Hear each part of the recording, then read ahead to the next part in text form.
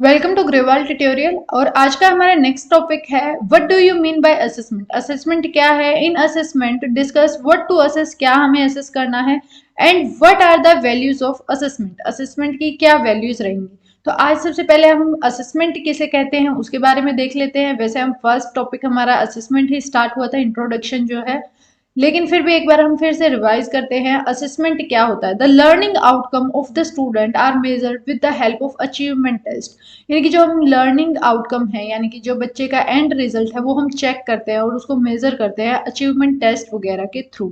और ये जो परफॉर्मेंस है हम जो चेक कर रहे हैं उसको हम क्या करें? असेसमेंट कहते हैं। यानी कि यहाँ पर हम बच्चे का बिहेवियर चेक करते हैं कि एट द एंड उसको उसका किस टाइप का बिहेवियर है, किस तरीके से बच्चे की अंडरस्टैंडिंग है, कितनी वो समझ पा रहा है चीज़ों को, उसकी नॉलेज किस तरीके की है, ये सारी चीज़ें हम चेक करते हैं। इसके बाद जो है हमने ये देखा कि व्हाट टू असेस, यानी कि हमें असेस क्या करना है, ये हम नेक्स्ट वीडियो के अंदर करेंगे। इसके बाद हम देखते हैं कि पर्पस क्या है रिकॉर्डिंग का। यानी कि अगर हम असेसमेंट कर भी रहे हैं तो उसका पर्पस क्या है, एज ए टीचर अगर आप कर रहे हैं तो उसका बेनिफिट क्या है, आपके लिए क्या फायदा है, या फिर हम करते ही क्यों हैं, मेन मोटिव क्या है असेसमेंट करने का। Keeping a good record of the people progress should serve the three main function. अगर हम किसी भी बच्चे के बारे में एक रिकॉर्ड मेंटेन कर रहे हैं तो उसके तीन मेन पर्पस हैं, हमारे तीन मेन फंक्शन हैं। फर्स्ट हमारा जो बेनिफिट है वो ये है कि वो बच्चे के बारे में इंफॉर्मेशन प्रोवाइड कर पाए। यानी कि जो मैं रिपोर्ट बना रही हूँ असेसमेंट करने के बाद, जो हमारा, अगर हम स्कूल में बात करें, रिपोर्ट कार्ड बनकर तैयार होता है, वो किस बेनिफिट के लिए बनाया जाता है? सबसे पहली यही चीज है कि वो बच्चों को के बारे में, अगर कोई, जैसे कि अगर बच्चा एक स्कूल से दूसरा स्कूल जा रहा है तो बच्चे की पूरी इंफॉर्मेशन स्कूल को पता चल जाए।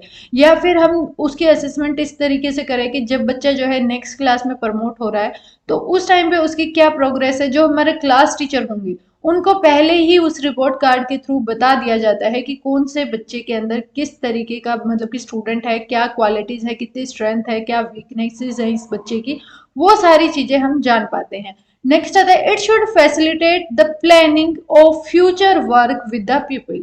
अगर हम असेसमेंट कर रहे हैं, हम उसकी रिपोर्ट तैयार करेंगे तो वो हमें बेनिफिट देगा और फैसिलिटेट करेगा कि हम फ्यूचर में किस तरीके से जो है पीपल को के साथ हमें काम करना होगा, या किस तरीके से बच्चे को पढ़ाना होगा जिससे वो और अच्छी तरीके से अंडरस्टैंडिंग गेन कर पाए, नॉलेज गेन कर पाए। नेक्स्ट आता है, it should highlight any cause for concern if the people performance show a marked up dropped compared with the previous progress. यानी कि यहाँ पर हम ये भी देखते हैं कि एकदम से, जैसे कि बच्चा जो है, मान लेते हैं एट्थ क्लास में है, वो बहुत अच्छा था, नाइन्थ क्लास में क्या हुआ, उसके मार्क्स वगैरह बिल्कुल कम आ गए।